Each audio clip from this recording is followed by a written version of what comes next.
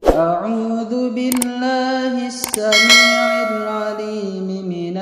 jemaah sekalian rahimakumullah, kita lanjutkan kembali masih membicarakan adab yang sempurna bagi para thalabul ilmi, bagi para pelajar. Dan kita masuk di poin yang ke-8 ya, bagi jamaah yang megang kitab bisa dibuka halaman 68. Qala al-mu'allif rahimahullahu taala ats-tsamin ayu taliba at-talabata fi ba'dil awqat bi i'adatil maghfudat. Jadi tema kita adalah bagi seorang pelajar hendaknya dia mengulang pelajarannya berkali-kali ya. Sehingga kita beri judul dengan tema pengulangan pelajaran itu sangat penting bagi para pelajar ya. Karena mengulang pelajaran itu ternyata menjadi bagian kebiasaannya para orang-orang terdahulu jemaah. Ulama-ulama salaf dulu mereka itu mengulang pelajaran-pelajaran mereka lebih bahkan dari 10 kali. Jadi itu biasa ya, nggak ada masalah, nggak ada sebuah aib, nggak ada sebuah cacat bagi mereka orang-orang yang belajar dengan tikrarud dars ya, dengan mengulang pelajaran. Nah,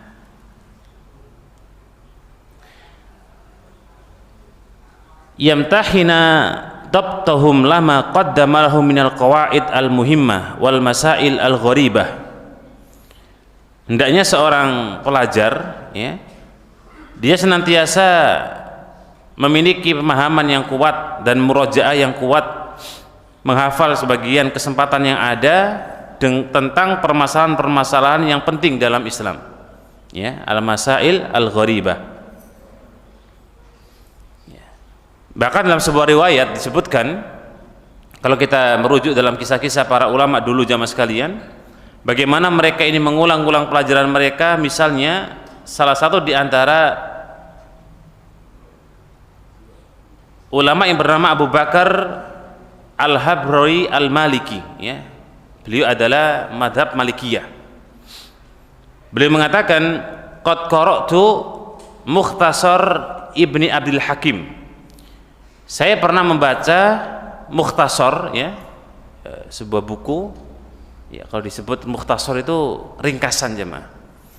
Saya membaca buku ringkasan, pemiliknya adalah Ibni Abdul Hakam, kurang lebih 500 marrah ya, 500 marrah, 500 kali jemaah ya, diulang 1, 2, 3, 4 sampai 500, 500 marrah. Dan dalam kitab Al-Asadiyah ya, ini kitab juga terkait dengan akidah, di mana beliau mengulang pelajarannya 75 marrah ya. Beliau mengulang kurang lebih 75 marrah, 75 kali jemaah pengulangan ya. Dan dalam kitab Muwatta ya, jadi Abu Bakar Al-Harawi Al-Maliki, beliau juga menimba ilmu dalam kitab Imam Malik. Ingat beliau adalah mazhab Malikiyah. Itu nggak ada di buku kita jemaah, ini tambahan faedah. Jadi ketika Imam Abu Bakar Malikiyah beliau membaca kitab Muwatta'nya Imam Malik rahimahullahu taala, itu kurang lebih salasina marrah, 30 khatam atau 30 kali ya.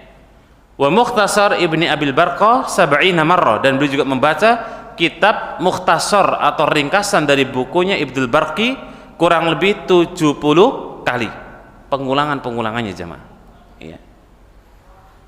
Dikisahkan juga oleh Abbas Ad-Dawi, seorang tabi'in, beliau menyebutkan sami'tu Yahya bin Mu'in.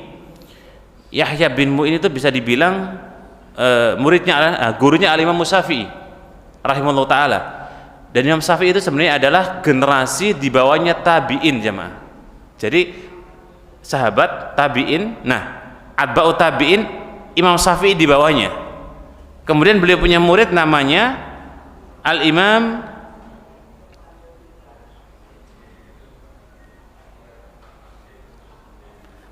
Adawi rahimahullah ta'ala. Kata beliau mengatakan, ketika beliau membaca kitabnya Al-Imam Syafi'i rahimahullah ta'ala ya, salah satu di antaranya kitab dari gurunya Imam Syafi'i, siapa? Yahya bin Mu'in.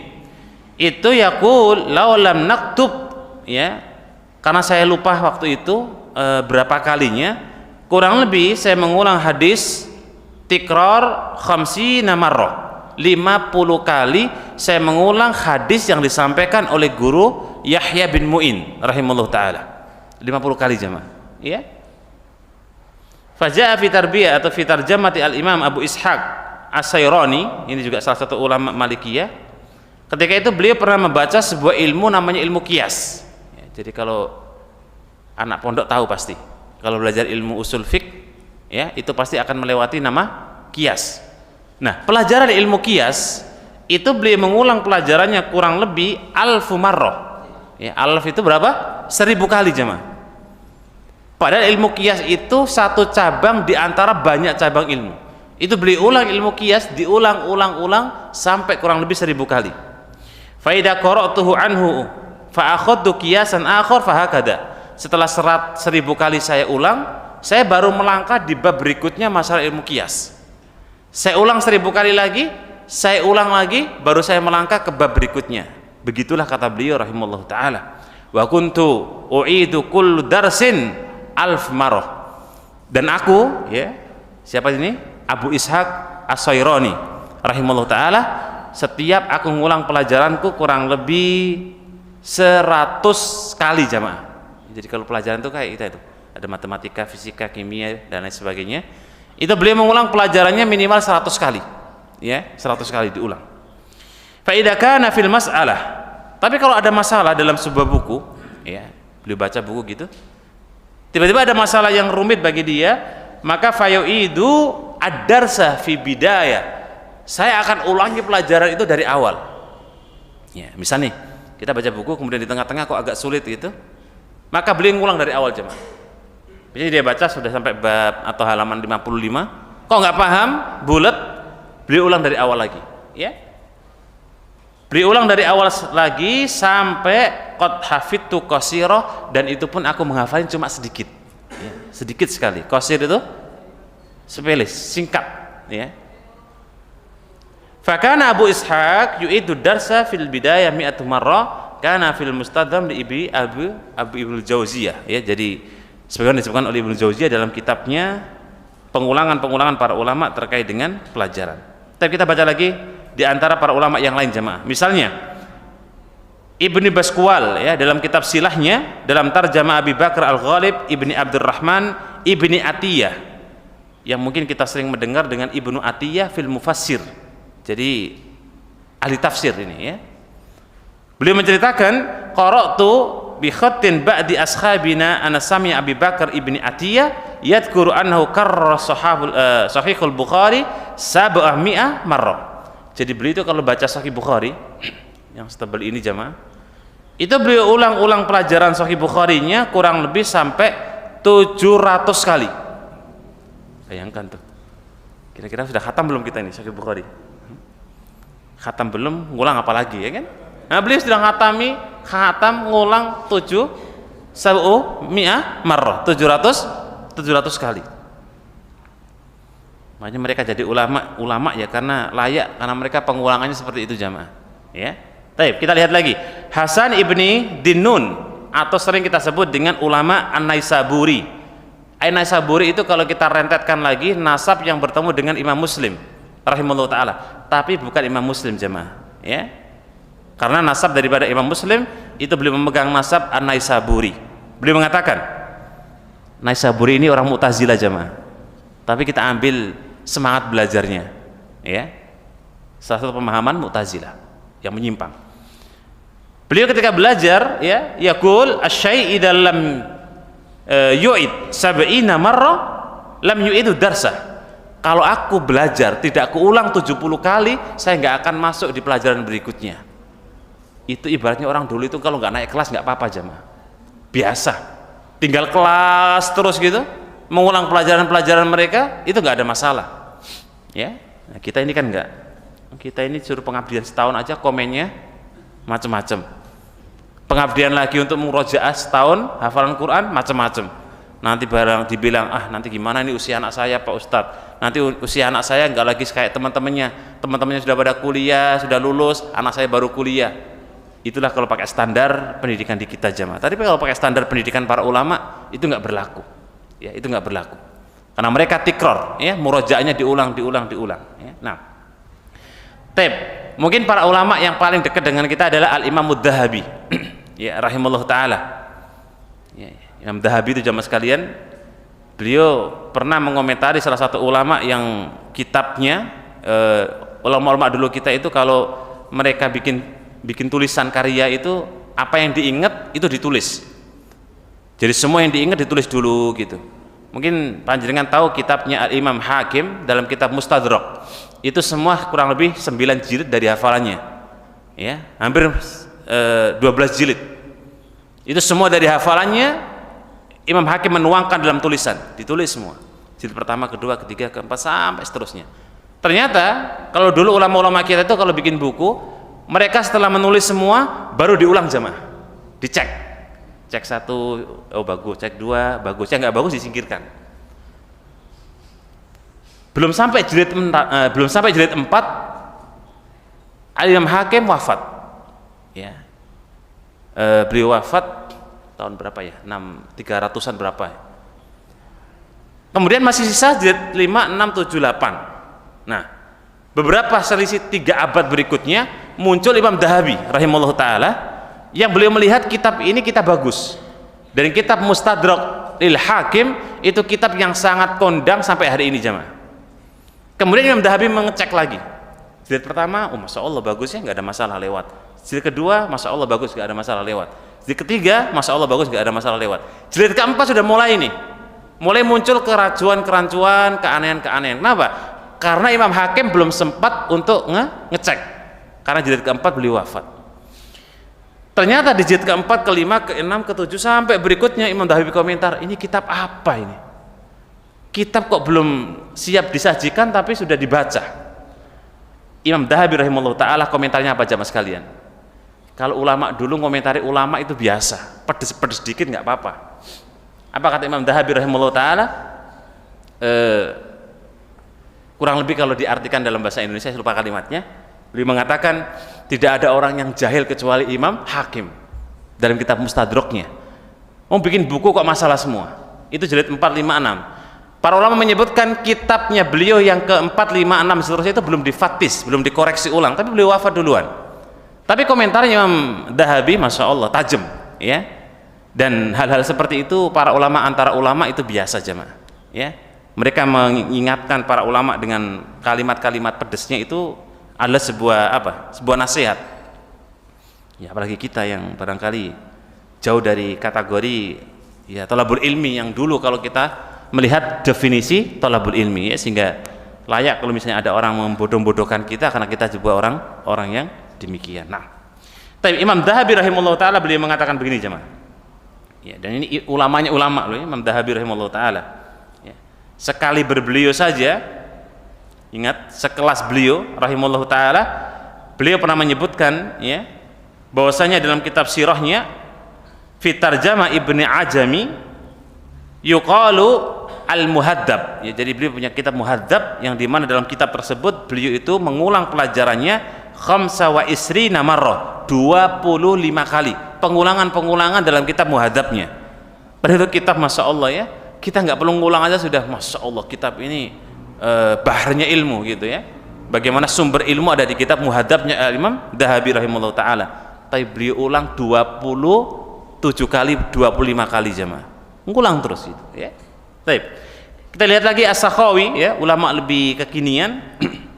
Beliau mengatakan bahwa dalam kitab Daya'u fi tarjamati Abdul Latif Al-Qirai Al-Hanafi, madhab Abu Hanifah rahimahullah taala. Beliau mengatakan, "Mimma akhadha anhu Zain Qasim wa Syamsuddin al-Masati al-Hakim wa sami'tu tala'tu al-Mukhid." Jadi beliau punya buku bagus, satu kitab yang ditulis oleh Hanafiyah, namanya Kitabul Mukhid, pemiliknya Burhan Ar-Razi.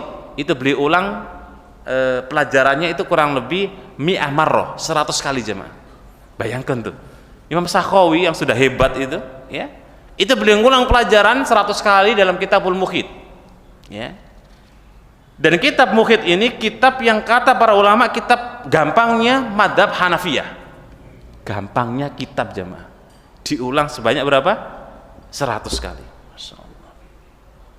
Faja'a an Abi Bakar Muhammad ibn Abi Fadl al-Ansari, ya, annahu rubbama kana fil bida'i talabil ilmi yukarriru mas'ala 400 marrah.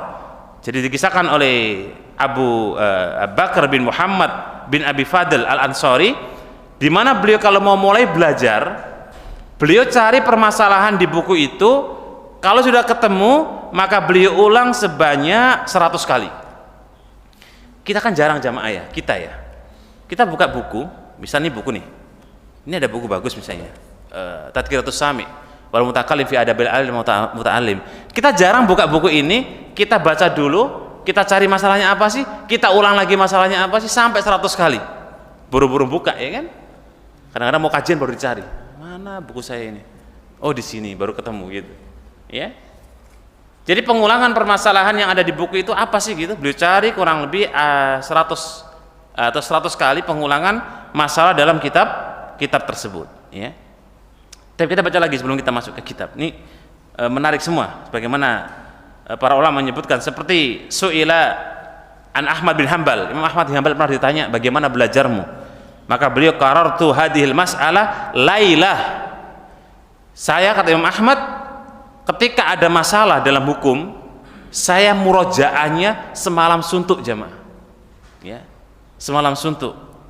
Bahkan saya mengulang kembali di esok harinya jika ada masalah yang belum gamblang di waktu malamnya tadi, dan saya ulang di waktu malamnya nanti kalau tadi siang tidak ketemu jawaban dari masalah kemarin malam, dan saya ulang besok paginya, begitu terus. Sampai kapan? Sampai 10 tahun. Insyaallah, ya. Habis usia kita untuk ulang pelajaran nih, Pak. Para ulama tidak ada habisnya, karena berkah. Kalau Allah berikan keberkahan, pengulangan materi itu nggak terasa jemaah. Tapi karena kita mungkin kurang berkah, jadi ya baru ngulang pelajaran sekali aja terasa bosan. Bayangkan para ulama kita 100 kali, 25, 27, 70, ya. Kenapa nggak bosan jemaah? Mungkin berkahnya, ya, berkahnya. Ya. Nah, wa kana li sahihil Bukhari wa Muslim, sebagaimana tercantum dalam Sahih Bukhari dan Sahih Muslim, bahwasanya para ulama-ulama kita itu mengulang pelajarannya minimal alal aqal, minimal itu adalah situna marra aw salasina marra, ya rentangnya 60 sampai mungkin 30 sampai 60 jemaah, ya. Itu minimal kata Imam Bukhari dan Imam Muslim rahimahullah taala, ya. Al-Imam Muzni, ya, rahimahullah taala, ini ulama di zaman Imam Ahmad bin Hanbal, beliau menyebutkan qara'tu ar-risalah, ya, jadi aku membaca kitab risalah. Ini kitab risalah bukan risalah induk, ya. Jadi kitab risalah yang dulu miliknya yang sempat dikumpulkan Imam Syafi'i rahimahullah taala, yang menjadi kitab induknya madhab Syafi'iyah, yang berawal dari kitab induk itu munculnya hukum fikih yang lain jamaah, usul fikih muncul, hukum fikih muncul. Karena risalah Imam Syafi'i rahimahullah taala itu ada risalah yang dibikin baru. Makanya beliau kan punya kitab Qaulul Jadid dan Qaulul Qadim, ucapan lama, ucapan baru, ya. Nah, risalah ini dikaji 500 marrah, sebanyak 500 kali. Ma min marrah illa fastafattu minha, tidaklah setiap pengulangan melainkan aku mendapatkan satu faedah. Berarti kalau 100 kali berapa? 100 kali, ya. Kata beliau mengatakan, tidaklah aku mengulang, ya, dalam kalimat faedah itu saya ulang, kecuali setiap saya ulang dapat satu faedah al-jadidah yang baru, ya. Misalnya 100 kali udah selesai nih, diulang lagi, satu diulang, ada faedah baru. Katam 100 kali, diulang lagi, ada faedah baru lagi, terus seperti itu jamaah, ya. Makanya biasanya kalau kita mendengar kajian, ya, dengan tema yang sama, misalnya masalah niat, ya, tapi dengan guru yang berbeda, kita akan mendapatkan faedah yang berbeda. Dan sering diulang masalah niat, dengan banyaknya guru, dengan banyaknya kitab, pasti akan bermunculan faedah-faedah baru, ya. Dan itu jelas, karena sunatullah dan fitrah orang belajar itu begitu jamaah. Dengan diulang, bukan makin malah kita itu kayak kok bodoh, enggak, akan bertambah faedahnya, ya. Taib, faqala aidan, dan beliau mengatakan juga, ana angduru fir risalah fi 50 sana. Bayangkan jamaah, Imam Muzni beliau membuka kitab risalahnya Al-Imam Syafi'i saja itu butuh waktu 50 tahun. Setiap beliau ulang ada faedah baru, ulang lagi ada faedah baru, itu khamsina sana 50 tahun. Ma'alam anni nadartu fiha marrah illa istafattu minha syai'an lam akun araftuhu. Masya Allah, ini kalimat yang sangat luar biasa. Apa beliau mengatakan, saya belum pernah mengetahui semua yang aku lihat dalam kitab risalah tersebut, setiap saya ulang melainkan saya mendapatkan faedah baru dan saya mendapatkan ilmu baru, ya. Dan terus begitulah, fakana tikraru indahum, maka begitulah pengulangan para ulama kita dalam belajar, ya. Imma fi zaman wa imma fil makan, tidak kenal waktu, tidak kenal tempat, jemaah. Ya, bukankah Imam Syafi'i itu usianya 55 jemaah? Ya, Imam Syafi'i itu nggak panjang, Allah berikan cuma 55 jemaah. Ya, wafat beliau. Di antara 4 madhab, usia yang paling singkat itu Imam Syafi'i, 55 tahun kurang lebih, ya. Tapi 55 tahun turat ilmunya yang paling luas itu beliau, yang sampai sekarang kalau kita bicara ilmu usul fiqh itu akar utamanya dari Imam Syafi'i rahimahullah, walaupun sebelumnya ada, karena ilmu-ilmu sebelumnya sudah banyak, ilmunya para sahabat, para tabi'in, atba'ut tabi'in itu banyak. Tetapi orang itu melihat kalau bicara masalah usul fiqh, maka semua hampir berpedoman dengan usul Imam Syafi'i. 55 jamaah usianya, seusia kita, seusia jenengan, ya. Wafatnya beliau 55, tetapi sampai saat ini beliau masih hidup buku-bukunya, ya. Kenapa? Karena itulah berkahnya ilmu jamaah. Makanya kata Imam Syafi'i mengatakan, maka narillahi bakin, sesuatu yang karena Allah Subhanahu wa taala itu yang akan abadi jamaah. Ya, dan ilmu, ya, itu yang akan abadi. Kalau harta kan paling ya sebatas usia kita ada, selesai, kita tinggalkan, kecuali yang dipakai untuk jihad fisabilillah, ya. Nah, taib, jadi kana tikraru indahum imma fi zaman atau fi makan. Jadi pengulangan itu tidak kenal waktu, mau kapan, di mana, maka seorang dia mengulang pelajarannya. Taib, jamaah sekalian rahimakumullah, kembali ke buku kita, ya. Jadi poin ke-8, meminta murid. Nah, kan judul kita meminta murid. Ayu talibu talabah fi ba'dil awqat. Meminta murid untuk mengulang apa yang telah mereka pelajari. Ya, makanya saya kalau ngajar tuh bisa dipastikan 98% saya pasti tanya, man turaji'u fil lail, gitu aja. Siapa yang tadi malam belajar? Murojaah maksudnya. Itu nggak ada yang angkat tangan jemaah. Nggak ada yang angkat tangan. Terus saya ulang lagi, siapa yang murojaah? Nggak ada yang angkat tangan lagi. Baru 2 bulan 3 bulan berikutnya baru ada yang angkat tangan 1 2. Kenapa? Karena bosan ditanya ustadznya. Saya lama-lama diangkat tangan. Anak ustadz, masya Allah, barakallah. Belajar berapa halaman? Judulnya tok ustadz. Wah, bagus. Ada yang angkat tangan. Belajar apa? Minimal besok pelajarannya ustadz. Saya siapkan bukunya ustadz. Masya Allah, bagus. Belum sampai dalamnya, baru kulitnya. Dibuka bukunya, oh besok ada pelajaran tafsir Ustadz Abu Umair. Bawa bukunya, masukkan tas. Alhamdulillah jemaah. Masih mending daripada mepet waktu, apa pelajarannya? Tafsir. Ustadz Abu Umair langsung dimasukkan. Nggak dilihat, kadang-kadang warnanya sama, masuk tas, sampai ke kelas beda. Musibah itu. Dan bagi anak kalau ada santri yang seperti itu musibah besar. Dan pernah saya dibohongin, ya, insya Allah, karena kitabnya warnanya kuning, buka kitab dibuka, kan kalau gondrong nggak ketahuan ya, sama-sama sampulnya, dalamnya juga Arab-Arab gitu, ayo baca akhi, qala al-mu'allif dibaca gitu, antah baca, bingung dia, saya mana, aina wasolna, nggak ngerti dia. Kitab antum kitab apa? Tauhid Ustadz. Masya Allah. Jadi karena menghormati ustadznya, kitab tauhid dibuka, sama-sama kuning jemaah. Tujuannya apa? Mengambil hati ustadz. Ya dia nyimak, tapi kitabnya tauhid. Padahal kita kajian apa? Tafsir. Itu kan nggak nyambung. Minimal hatinya ustadz senang, tapi anak nggak suka malah itu. Ini malah anak harusnya dia sejak awal jujur, kan selesai masalah. Tapi kalau bohong, ketahuan, tak suruh baca satu-satu, tak urutkan, bagian dia kayak orang bingung. Ternyata kitab tauhid, ya. Berarti menunjukkan kalau tadi malam nggak belajar, gitu. Kalau belajar dia persiapan, dia buka, masukkan tas, besok buka langsung jebret, langsung bisa. Dan itu setiap saya ngajar pasti saya amalkan, untuk saya tanya siapa yang murojaah tadi malam, gitu. Kecuali di sini ya, saya nggak tanya. Karena saya tahu panjenengan nggak murojaah. Buru-buru murojaah kitab aja ketelingsut ternyata.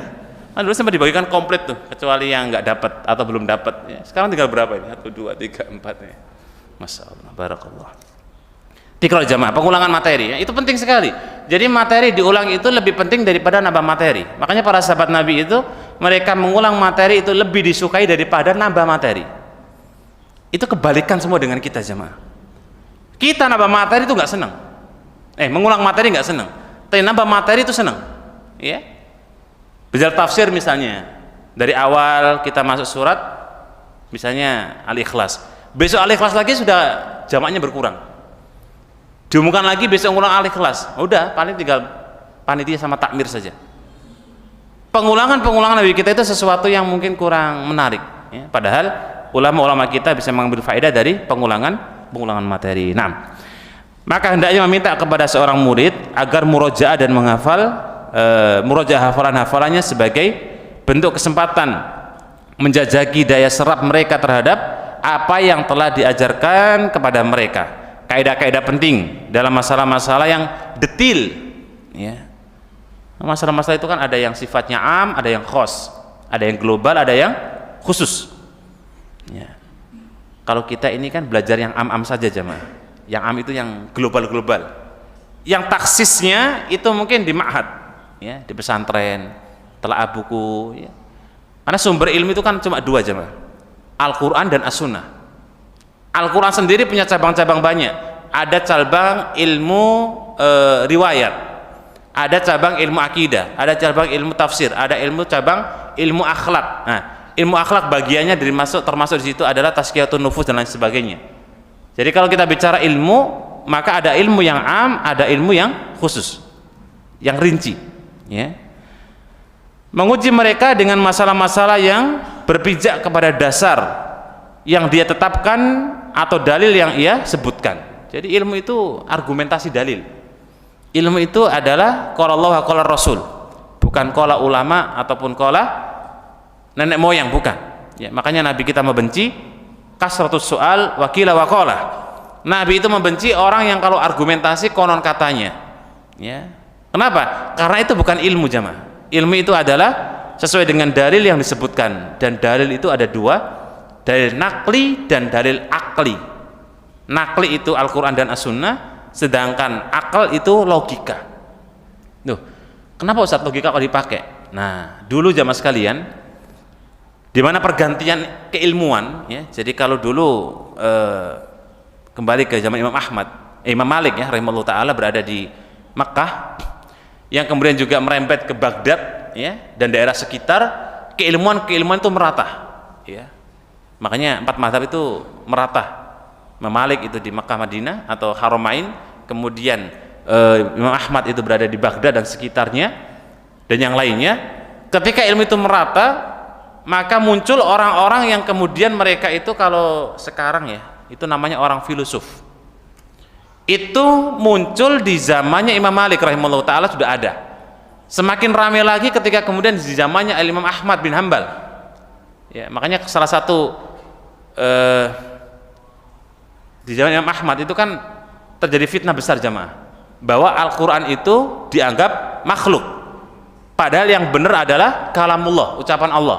Kenapa itu terjadi jamaah? Karena di zaman itu orang-orang ahlul kalam memasukkan Al-Quran, diantara salah satunya adalah sebagai ilmu yang dianggap sebagai ucapan manusia. Jadi mereka nggak bisa bedakan lagi ini ucapan orang atau ucapan Allah, dicampur aduk. Itu di zaman Ma'mun. Jadi Ma'mun dulu itu kumpulkan orang-orang hebat ya, jadi kayak cendekiawan nah, tapi nggak ngerti akidahnya, asal pinter dikumpulkan semua untuk mengumpulkan sebuah kitab-kitab, buku-buku legendarisnya kaum muslimin. Nah, orang-orang pinter ini nggak ngerti akidahnya rapuh, tapi secara intelektualnya bagus. Akhirnya semua buku dikumpulkan, dan ternyata di situ ada Al-Quran masuk. Dia nggak paham, pokoknya masukkan semua aja ya. Setelah dimasukkan, muncul keyakinan di kalangan orang-orang waktu itu Al-Quran itu makhluk, karena kitab-kitab yang lain makhluk. Sedangkan satu-satunya ulama di akhir 4 mazhab yang masih komitmen itu Imam Ahmad. Ini pewaris dari 3 guru sebelumnya, Imam Ahmad muridnya Imam Syafi'i, Imam Syafi'i muridnya Imam Malik, Imam Malik muridnya Imam Abu Hanifah, Abu Hanifah muridnya sahabat. Imam Ahmad yang masih ada yang dengan lantang mengkampanyekan bahwa Al-Quran bukan makhluk. Sampai dalam kitab Ushul Sunnah Imam Ahmad disebut dua tonggak Islam yang menjadi pondasi utamanya Islam. Itu pertama Abu Bakar As-Siddiq di Yaumur Riddah, ketika terjadi fitnah besar, banyak orang murtad, Abu Bakar tegak. Yang kedua di Yaumul Mihnah, ketika Imam Ahmad muncul fitnah Al-Quran sebagai makhluk. Itu disebabkan karena orang pinter-pinter yang nggak ngerti akidah, jamaah.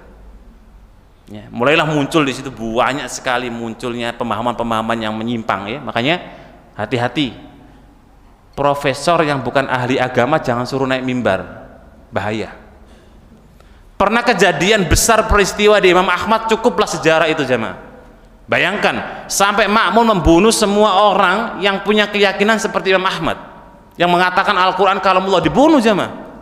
Itu sebabnya simpel, disebabkan karena orang-orang cendekiawan yang hebat itu intelektualnya, tapi bicara agama, semua dikumpulkan dan nggak ngerti Al-Quran dan tidak, pokoknya dijadikan satu sehingga muncul hukum tersebut.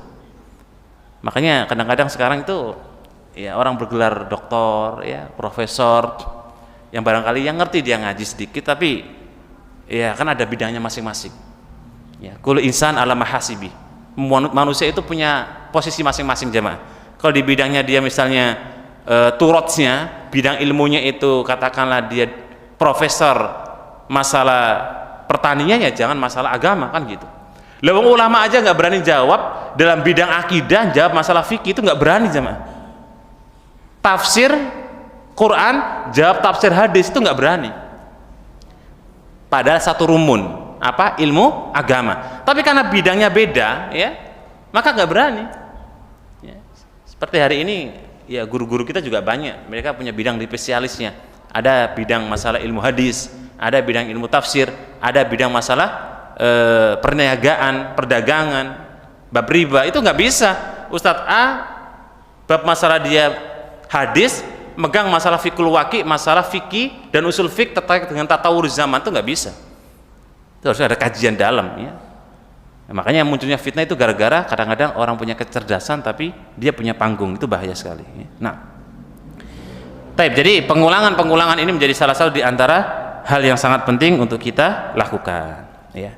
Faman ra'a musiban fil jawab, ya, maka barang siapa yang kemudian lalai dan tidak dikhawatirkan lari darinya, maka ia perlu untuk dinasihati, jamaah sekalian. Ya, jadi kadang-kadang ada orang yang perlu diingatkan dengan ya mengulang pelajaran, ya murojaah dan lain sebagainya. Karena murojaah itu bagian daripada perkara yang sangat penting dari pelajaran itu sendiri. Ya, makanya kalau ada santri, dasarnya kita ingatkan, sederhana ya jamaah, ya sederhana bagi jamaah yang punya hafalan, anggaplah 2 juz.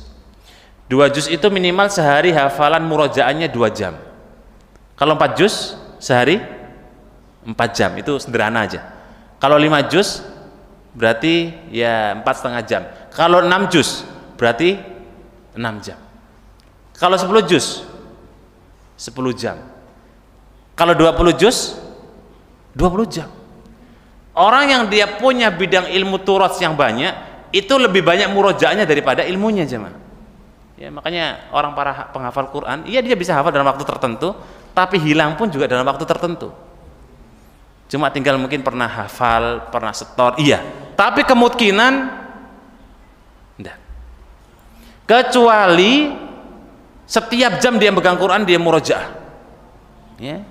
Dan masya Allah, ya, saya pernah salah satu teman, dia hafid, emang luar biasa, ya Allah kalau berikan hidayah dan taufiknya, itu mana-mana bawa Quran, jamaah. Jadi kalau kita kemana-mana kan bawa HP, ya, betul nggak?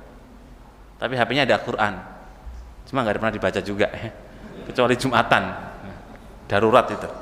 Beli setiap kemana itu, ini pasti mushaf, pokoknya setiap di sakunya pasti mushaf. Keluar, duduk baca, masukin lagi, keluar, duduk baca.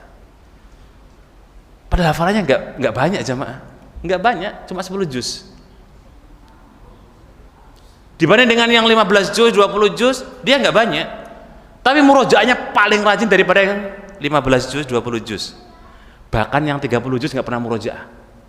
Tanding lah akhirnya ketika imam jamaah. Udah nampak sudah.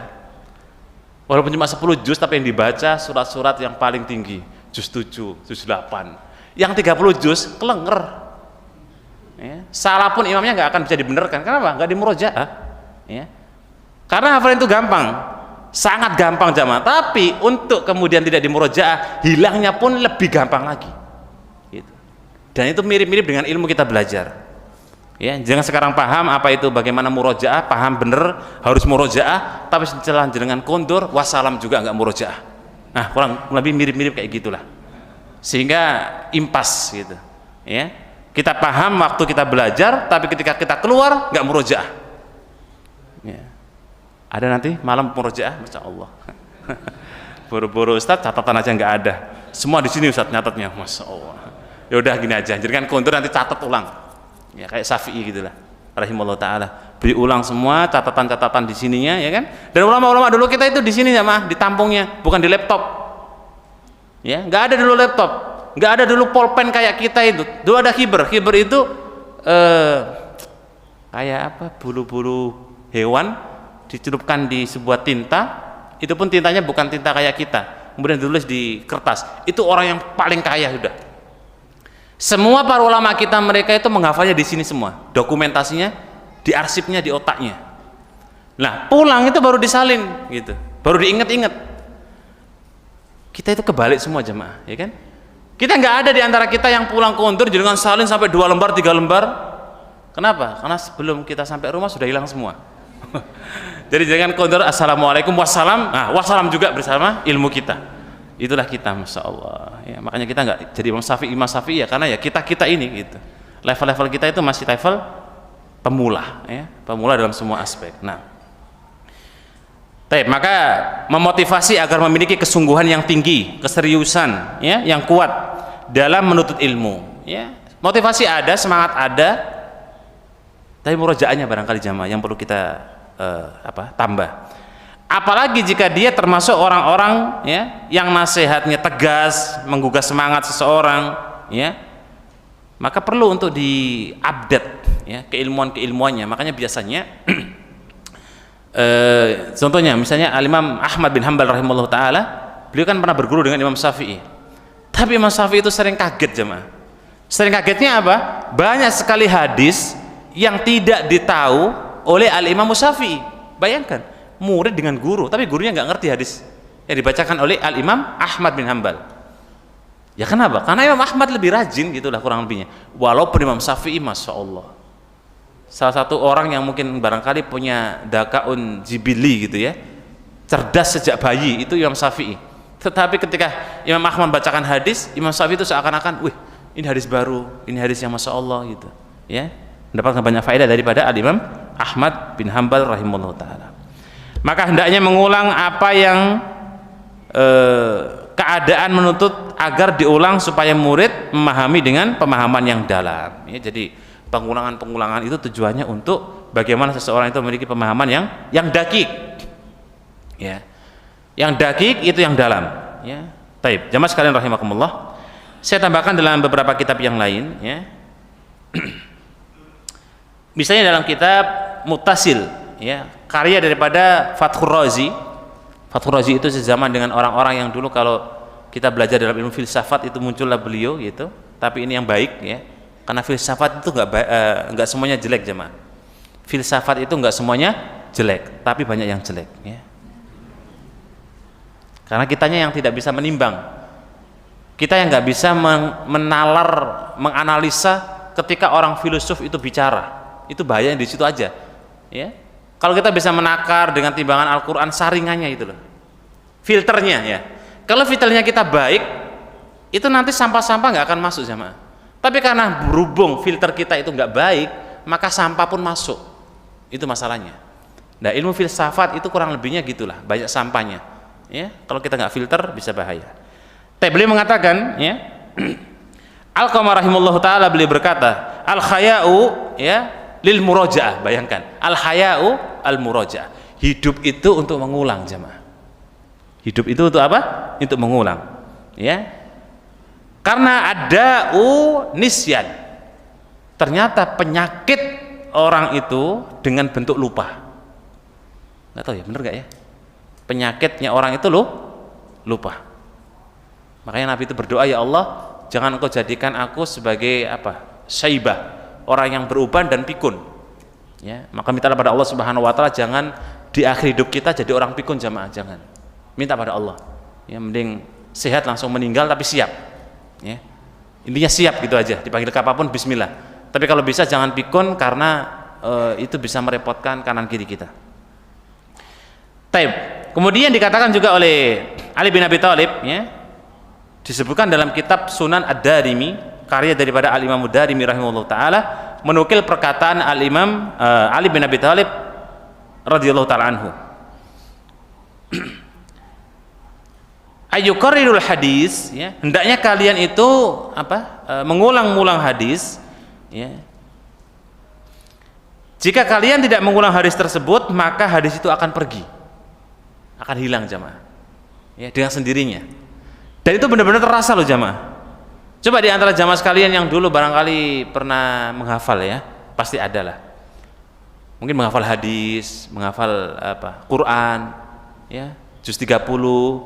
Kalau nggak pernah di murojaah, udah itu bakalan pergi semua. Ya, paling-paling tinggal yang sering kita dengar apa? Al-Nas, Al-Ikhlas, Al-Falaq. Dari anak-anak kita itu loh. Yang surat-surat panjang, ya kan? Misalnya Al-Bayyinah sudah mulai hilang tuh. Ya. Al-Insyikok, Al-Infitor, apa itu Ustaz? Itu sudah hilang semua. Kenapa? Nggak pernah kita murojaah. Dia akan pergi dengan sendirinya, jamaah sekalian.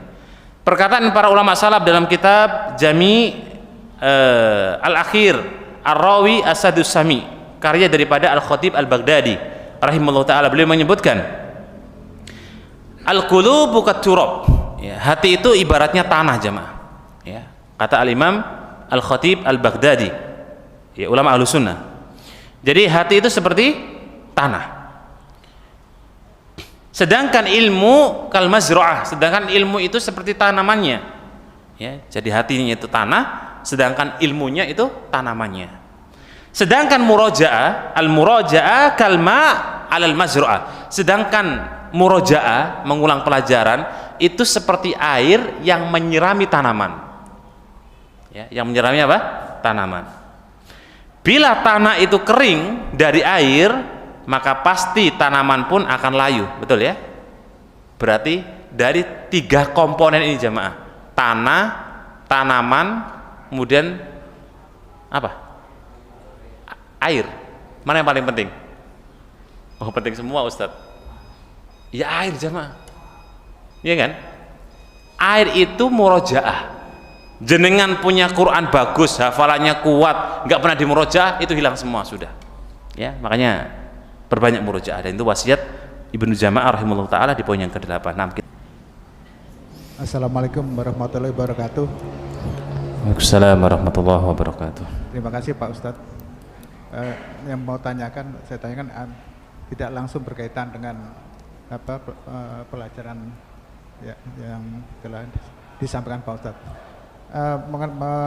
Mengenai ini Pak, hukum membakar Al-Quran, Pak. Kemarin di bulan Januari itu ada pembakaran Al-Quran di negara Denmark dan Swedia. Nah, tapi reaksi dari Indonesia itu adem ayem saja. Yang kedua, dalil ini Pak, lukisan makhluk hidup tapi burung dan tumbuhan. Terus yang ketiga, dalil ini Pak, mendengarkan musik, ya, musik pop rebana, karena kan seperti anggota Selain Seven, Sakti dan Kiki itu kan keluar dari grup karena mereka mengharamkan musik. Demikian Pak Ustadz, terima kasih. Yeah. Saya ulang pertanyaan beliau. Yang pertama terkait dengan hukum membakar mushaf, ya. Kemudian hukum dalil terkait dengan lukisan burung atau lukisan tumbuh-tumbuhan. Terus yang ketiga dalil Al-Quran atau dalil terkait dengan hukum musik. Tapi jamaah sekalian rahimakumullah, terkait dengan membakar Al-Quran, ya, jadi jika Al-Quran itu sudah tidak layak untuk atau tidak bisa dibaca, artinya ada menjadi bagian yang ya bisa dibilang serpihan, ya, maka memang dalam beberapa fikih disebut, seperti misalnya Nabi kita Muhammad bin Abdullah pernah menyebutkan anna Rasulullah sallallahu alaihi wasallam ayusafara bil Qur'ani ilal ardil adu.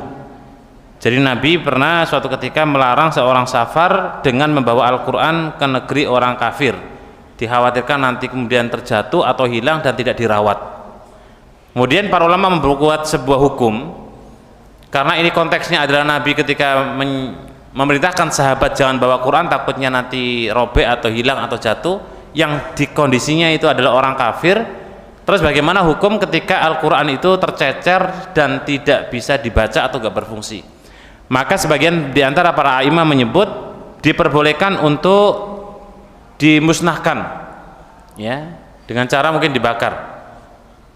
Bukan membakar Quran jamaah, ya, ini tolong juga untuk dicatat, ya, tetapi membakar serpihan-serpihan yang tidak bisa untuk dibaca, yang tidak kemudian menjadi mushaf Al-Quran, dia adalah ya mungkin sobekan-sobekan, ya, maka itu diperbolehkan dengan asumsi kalau nggak dibakar maka serpihan Al-Quran itu dipakai untuk bungkus nasi kucing, ya, dipakai untuk bungkus mungkin kacang, itu naudzubillah. Nah, untuk mengantisipasi itu maka silakan, ya, cuma Allahu a'lam nanti kasus di lapangannya seperti apa, tapi secara dohir ketika hadis tadi kita baca, Nabi menyarankan jangan dibawa, karena dikhawatirkan kalau sampai di komunitas orang kafir maka tidak terjaga. Wallahu a'lam. Berikutnya yang kedua terkait dengan hukum melukis, ya. Yang tidak boleh jamaah sekalian dalam sebuah hadis itu adalah lukisan yang bernyawa, ya, lukisan yang bernyawa. Salah satu di antara ancamannya nanti Allah Subhanahu wa taala akan minta orang yang melukis atau menggambar yang bernyawa disuruh mendatangkan ruh pada hari kiamat, dan kita nggak mampu jamaah, ya, kita nggak mampu, ya, sehingga itu bahayanya. Kalau dalam bahasan hadis disebut malaikat tidak akan masuk ke rumah kita yang di dalamnya itu ada kalbun wa surah, ada anjing dan ada surah. Surah itu gambar, dan di sini maksudnya adalah gambar makhluk yang bernyawa. Berarti kalau lukisan mungkin pegunungan, tumbuh-tumbuhan, rumah, monggo silakan, nggak ada masalah. Taruh di rumah untuk hiasan-hiasan nggak ada masalah. Tapi kalau yang bernyawa maka tidak boleh. Oke, hewan pun demikian Bapak. Hewan juga yang bernyawa, ya, juga nggak boleh, karena yang bernyawa bisa hewan atau manusia, ya, termasuk.